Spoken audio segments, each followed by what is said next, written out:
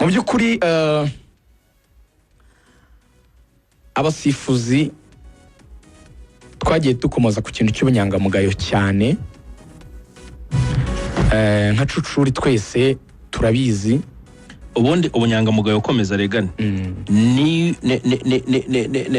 niryo buye mfatizo ry'imisifuri, icyo bita integrity cyane, ubunyangamugayo. ubundi umusifuzi wese ku isi na FIFA nicyo kintu cya mbere bigisha, bahera kuri iryo jambo ubunyangamugayo cyane.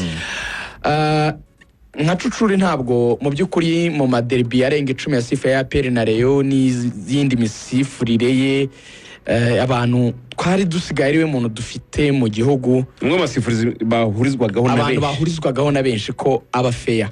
Uvuga ngo derbi igiye kuba ukaba wakora sondage, kumva umutima rwose abafana bakakubwira ati niwe basanga ari we bataki.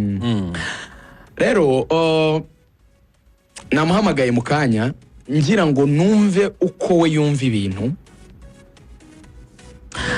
Cucuri yasubije ibaruwa ya federation bamwandikiye nyine abashinzwe ibijyanye n'imisifurire, ababwira ko ikintu abona cyabuzemo gusa bagombaga kumuha umwanya agasobanura impamvu zamuteye gufata ibyemezo runaka mu kibuga. Gusa muri rusange wenda no mu buryo nyine process igenda bwo kugira ngo umuntu ugiye guhanwa nawe abazwe byakozwe n'iki, bumva uruhande rwe niyo byaba bitarakozwe. Ubundi hari abantu nagiye mbona banyuriza ibintu Axel nawe ngo dore babasifuzi ngo bari bagiye kubirukanisha ku kazi, ngo bagiye babasabireza amazina ngo none ngo singaho ngo babashyize hanze, ngo Shema Fabrice ngo wana ngo nabari abakora n'abamugisha ngo barabatamaje, ngo indabyo zanyu turazibahaye, ngo muri abanyamakuru b'umwuga. Ntabwo nshaka kugira umuntu ntemeraho itaka cyangwa nsonga, kuko I know how it feels iyo umuntu ababaye. Gusa niba Cucuri yahanwa, twari tumuzi iyo reputation nziza,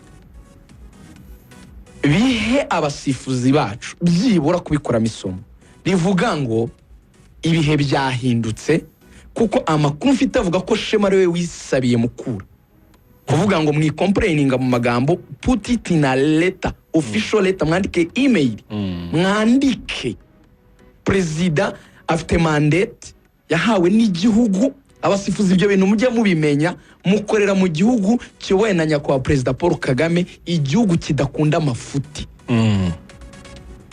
Ibihe byarahindutse basifuzi. Simbatinyisha Fabrice kuko twese turamubona nk'umuntu nyine mwiza, nta kibazo dufitanye. Ndashaka kubabwira ngo be good, kuko niba hajemo na RIB bavandimwe, abantu bamwe bazisanga imageragere. Kimwe mu byari byaragiye basifuzi n'abandi bayobozi bo mu mupira.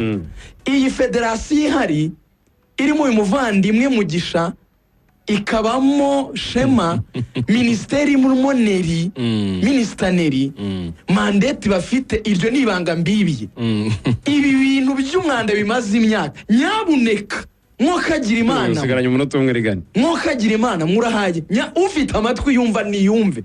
Umupira w'i Kigali dushaka kudatsinda mu kibuga, ariko isuku yo, hygiene igiye kuzamo, igihe kirageze. Iki gihugu kigiye gutandukanya amasaka n'urukungu. Abashyizeho umugabo Cucuri n'abandi nk'akabarore, uzi icyo bivuze? Wowe rero wabigize umuco, wowe wabisifashe nk'imikino, wowe ubifixingira, ndabizi aho babijyana hirya iriya muri za kiriya gihugu cya Singapore, abandi ku betting company tw'i Burundi n'ahandi. Nyabuneka cika ku ngeso.